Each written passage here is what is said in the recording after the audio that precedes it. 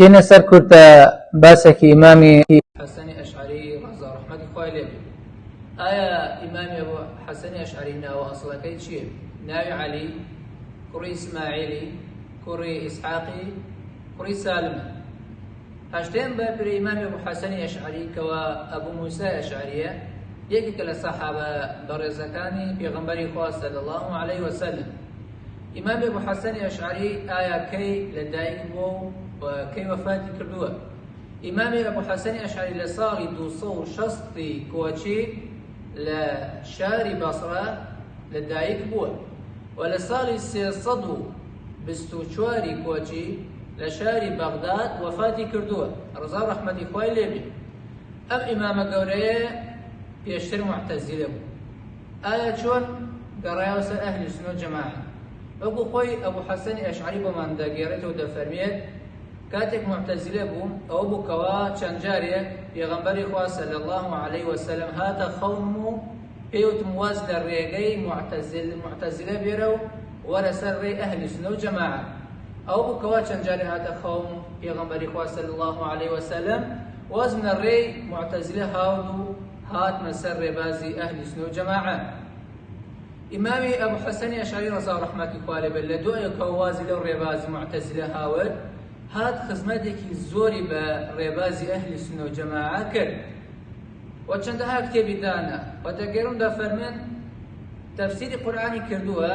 ئەو تەفسیرە قورئانی کەوا کردوێتی پێکهاتووە لە 7 بەر بۆ هێشتا تەواو نەبووە و وەفاتی کردووە و چەندەها کتێبی تری داناوە لە بابەتی عەقیدە و لە بابەتی عیلمی حەدیثە و بۆیە خزمەتێکی زۆری بە ڕێبازی ئەهلی سونە و جەماعە کردووە.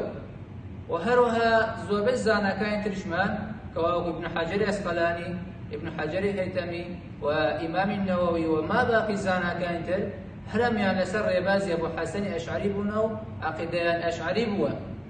و ئەم زانا بەڕێزە کە معتەزیلە بوو لەو سەردەمی کەوا معتەزیلە بوو هیچ تاقمێت نەیدەتوانی دانیشە لەگەڵ معتەزیلە و منازەڕە و مناقەشان لەگەڵا بکات لەبەر خاتری ئەبوو حەسەنی ئەشعەری تیا بوو، کەسێکی زۆر گەورە بوو و مامۆستاکەی دەڵێ کاتێک ئەبوو حەسەنی ئەشعەری معتەزیلە بوو کاتێک گفتوگۆیان دەکرد لەگەڵمانە ئەو تاقمەکانی تر ئەبوو حەسەنی ئەشعەری ئەمانە بەقەوەت بوو لە منازەڕە و مناقەشە ئیمامی ئەبوو حەسەنی ئەشعەری لەنار بۆ منازەڕەکەی خۆی نەدەڕۆی و لە دوایەوە کەوا واز لە ڕێگەی معتەزیلە هاوت و هاتە سەر ڕێبازی ئەهلی سونە و جەماعەکەوە ئەشعەریەتە اینجا هیچ تاقمێکی گومڕا نەیدەتوانی بەرامبەر ئەشاعیرە دانیشێ لەبەر خاترەوەی ئەبوو حەسەنی ئەشعەری کە هاتە سەر ئەو ڕێبازە سەری ئەهلی سونە و جەماعەی بەرز کردەوە و هیچ تاقمێکی گومڕا نەیدەتوانی بەرامبەری ئەهلی سونە و جەماعەکەوە ئەشعەریەتەدا بنیشێت. بۆی ئەم زانە گەورە خزمەتێکی زۆری کردووە بە ئەهلی سونە و جەماعە و هەروەها بوختانێکشی بۆ دەکەن لە ڕووی ناحەزانی وانی کەوا ناحەزی عەقیدەی ئەشعەرین بوختانێکی زۆری بۆ دەکەن دەڵێن ئەبوو حەسەنی ئەشعەری بە 3 قۆناغ ڕۆیشتووە.